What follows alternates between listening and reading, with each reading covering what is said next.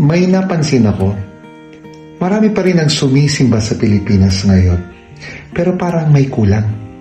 Kasi hindi lahat nagiging alagad. Kasi hindi naman sinabi ni Jesus, go and gather people. Sabi niya, go and make disciples. Matthew 28:19. Ibig sabihin, hindi lang attendance, kundi pagsunod kay Jesus at pagbabago ng buhay. Nakilala akong kabataan, Youth for Christ. Dati simba lang, upo, uwi, tapos. Pero may nag-invite sa kanya. Hindi lang sa event, kundi sa small group. Doon siya natutong magdasal, magbasa ng gospel, mag-open up ng buhay niya.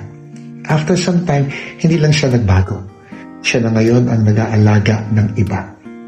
Yun yung tinatawag na disciple shift.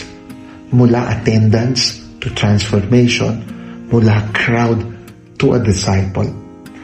Kaya siguro ang tanong ngayon, hindi ilan ang sumisimba. Ang tanong, ilan ang nagiging tunay na alagad.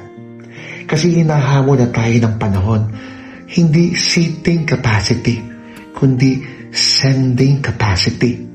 Mga alagad na nagmimisyon.